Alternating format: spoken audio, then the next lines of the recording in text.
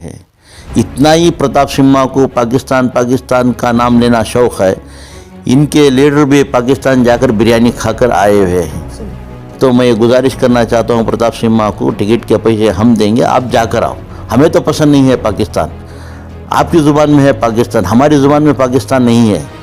आप लोगों की ज़ुबान में पाकिस्तान आ रहा है तो आपको बहुत पसंद होगा शायद। आपको अगर ज़रूरत है तो आप पाकिस्तान जाओ, हम यहाँ पर आराम से इत्मीनान कह रहे हैं कि जो भी हिजाब पहनना चाहते हैं तो पाकिस्तान को चले जाओ। 1940-50 में हिंदुस्तान आज़ादी से पहले पार्टीशन हुआ था, उस वक्त बहुत सारे लोग पाकिस्तान चले गए थे, आप भी जाओ। मैं ये कहना चाहता हूँ प्रताप सिम्हा साहब से, 1940-50 से पहले से ही इस मुल्क की आज़ादी के लिए हमारे बुजुर्गान दीन, मुसलमान सब मिलकर अपना खून पसीना सब लगाए। तक प्रताप सिम्हा को मैं ये कहना चाहता हूँ कि आरएसएस के लोग से ज़्यादा मुसलमान अपना खून दिए हैं इस मुल्क के लिए, इस देश के लिए अपना पसीना बहाए हैं। जब हिंदुस्तान आज़ाद हुआ, गांधी जी के साथ आज़ादी की लड़ाई लड़ते लड़ते हम मुसलमान ये हिंदुस्तान हमारा है सोचकर, मानकर, इसकी मोहब्बत में इस हिंदुस्तान में रह चुके हैं। गांधी जी के सेकुलरिज्म को, गांधी जी के सिद्धांत को मानते हुए, गांधी जी के मार्गदर्शन में हम हिंदुस्तान में आगे बढ़े हुए। अस्सलामु अलैकुम, मैं अफसर मैसूरी। नाजरीन इकराम, रियासत कर्नाटक में पिछले 8 दिनों से एक अफरा तफरी का माहौल पैदा किया जा रहा है। उसके साथ साथ जो रहबर हैं, जो जिम्मेदार हैं, जिन्हें रुकन पार्लियामेंट प्रताप सिम्हा कहा जाता है, उनके मुंह से जो है इस तरह का जहर उगलना और तालीम के मैदान में लेकर, तालीम को लेकर बच्चों में जिस तरह का जहर उगला जा रहा है, ये आइंदा आने वाली नस्ल के लिए बहुत ही मुश्किलों का सामना करना पड़ सकता है। आज हमारे दरमियान जनाब अयूब खान साहब जो साबिक़ मेयर और कारपोरेटर मौजूद हैं। हम जानना चाहते हैं कि किस तरह का माहौल जो है सारे कर्नाटक में पैदा हो रहा है। अस्सलाम वालेकुम। हमने देखा कि पिछले चंद दिनों से हिजाब को लेकर एक मसला सिर्फ कर्नाटक में ही नहीं, सारे हिंदुस्तान में ही फैल रहा है। मंगलूर के इलाक़ों में, उडुपी, मंगलूर, चिकमंगलूर, ऐसे करावली प्रदेश में हिजाब बहुत सालों से ही पहना जा रहा था, लेकिन पता नहीं क्यों अभी अभी बहुत सारे सियासतदानों को या बहुत सारे स्कूल्स के मैनेजमेंट को हिजाब खटक रहा है। तो ये हिजाब को लेकर एक मुद्दा बनाना चाहते हैं। बीजेपी और आरएसएस का ये हिडन एजेंडा है। जब भी वो कुछ काम करना चाहते हैं, उनका जो एजेंडा रख के रहते हैं, उस एजेंडे को इम्प्लीमेंट करने की कोशिश करते हैं। जैसा कि आपने देखा कि 3 तलाक़ के बारे में एक डिसीजन लिया, उसके बाद गौ कृषि, गाय के गोश्त के लेकर एक मुद्दा खड़ा कर उसके बारे में एक बिल ही पास कर दी। और आगे बढ़कर देखें तो किसी के साथ बात करना मना है, ज़ात पात को लेकर, कैस्टिज़म को लेकर एक बिल पास, हाल ही में एक बिल पास हुई। तो अब जाकर कपड़ों के ऊपर इनकी नज़र पड़ी हुई है। मतलब इनका सालों का एक ये मुद्दा है जो अब इम्प्लीमेंट करना चाहते हैं। मैं समझता हूँ ये एक 50, 60 साल, 70 साल का आरएसएस का एजेंडा था जो धीरे धीरे एक इम्प्लीमेंट करना चाहते हैं। लेकिन इसको लेकर हम बच्चों के दिलों में जहर बो रहे हैं। छोटे छोटे मासूम बच्चे हैं, उन्हीं को पता नहीं कि ज़ात क्या है, पात क्या है। वो स्कूल को आते हैं, पढ़ते हैं, हर आदमी हर बच्चे के साथ मिलते हैं, उनकी ज़िंदगी बढ़ाते हैं। उनका तवज्जो है सिर्फ़ और सिर्फ तालीम और इल्म, एजुकेशन के ऊपर ही था। लेकिन आज हर बच्चे के दिल में हिंदू मुसलमान बोलकर एक नफ़रत का बीज अभी से बोना चाहते हैं इस हिजाब के मुद्दे को लेकर। इसको लेकर कर्नाटक के अंदर बहुत सारे सियासतदान जहर उगले हैं। मैसूर में रुकन पार्लियामेंट जनाब प्रताप सिम्हा भी अपने ज़ुबान से जहर उगले हुए हैं। ये भूल चुके हैं कि रुकन पार्लियामेंट हैं, ये सबके एमपी हैं जी। ये जब भी बात करते हैं सिर्फ एक ही जात पात के लिए, एक ही लोग के लिए बात करते हैं। मैं प्रताप सिम्हा से गुजारिश करना चाहता हूं कि ये जहर उगलना और आदमियों को जात पात में बांटना बंद कीजिए। आप पार्लियामेंट, रुकने पार्लियामेंट हैं, आपका मकाम अलग है। आप यहाँ पर लाकर नफ़रत के बीज बोकर दो जात को अलग कर, आपकी जिम्मेदारी रहती है कि हर दो जातों को, हर जात को लेकर साथ चलें। हर दो जात को जो बीच में जो नफ़रतें पैदा हो उसको दूर करें। आप उल्टा करते जा रहे हैं। आप कह रहे हैं कि जो भी हिजाब पहनना चाहते हैं तो पाकिस्तान को चले जाओ। 1940-50 में हिंदुस्तान आज़ादी से पहले पार्टीशन हुआ था, उस वक्त बहुत सारे लोग पाकिस्तान चले गए थे, आप भी जाओ।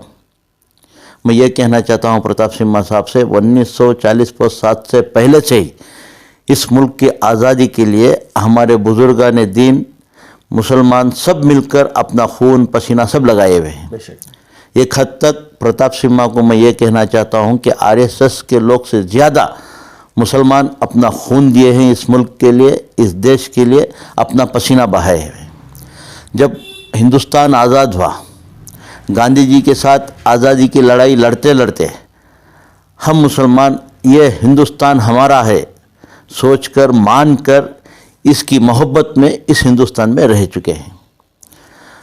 गांधी जी के सेक्युलरिज्म को, गांधी जी के सिद्धांत को मानते हुए, गांधी जी के मार्गदर्शन में हम इस हिंदुस्तान में आगे बढ़े हुए हैं।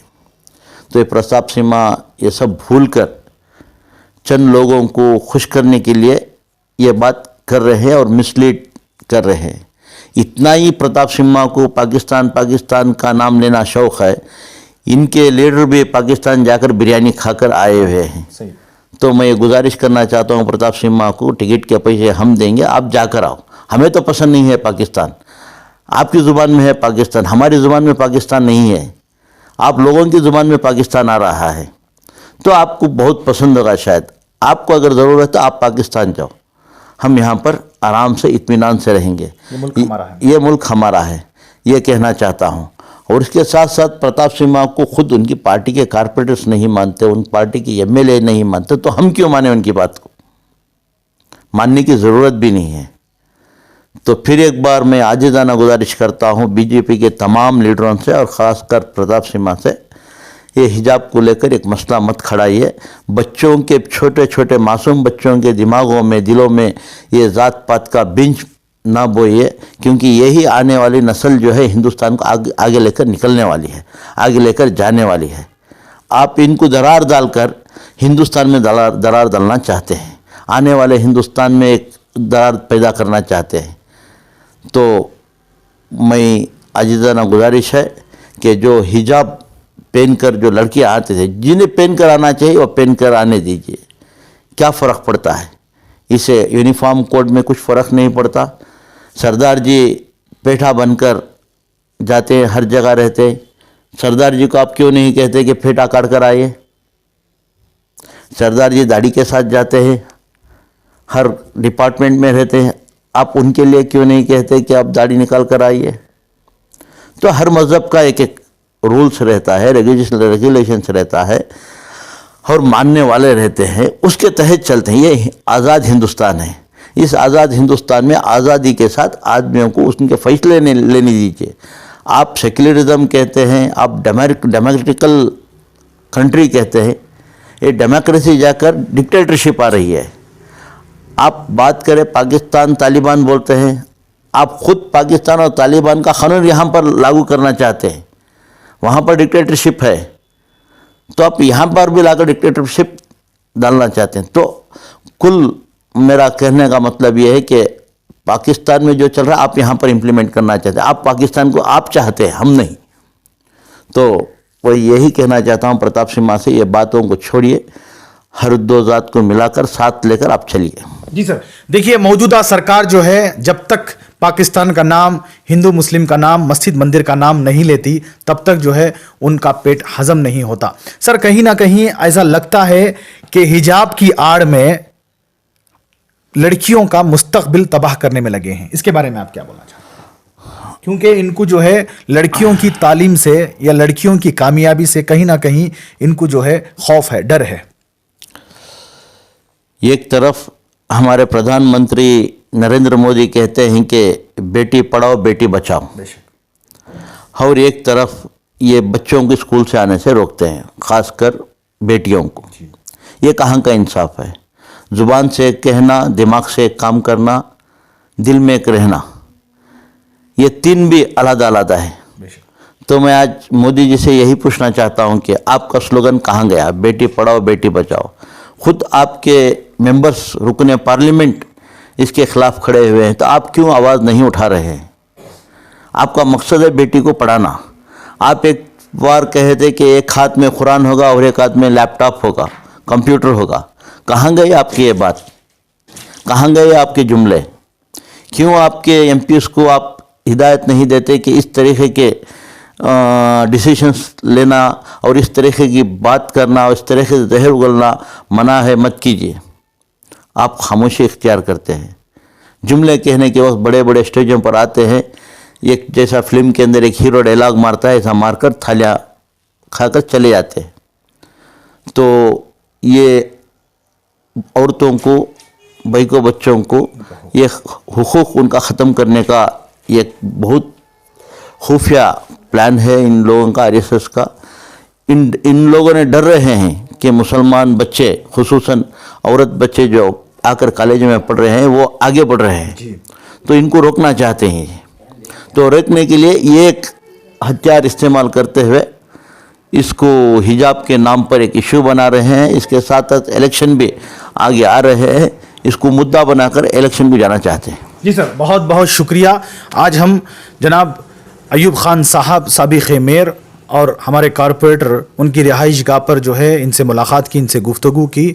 बड़े इत्मीनान के साथ इन्होंने सबका जवाब दिया और हम उम्मीद करते हैं कि इनकी बातों पर जो है बहुत गहरा असर हो। तो इसी तरह हमारे इस न्यूज़ चैनल को आगे ज़्यादा से ज़्यादा शेयर करें, और आप लोगों की क्या राय है जनाब अयूब खान साहब की बातों पर, आप अपनी राय हमें कमेंट्स बॉक्स में ज़रूर पेश कीजिएगा। तब तक के लिए अस्सलामु अलैकुम व रहमतुल्लाहि व बरकातुहू।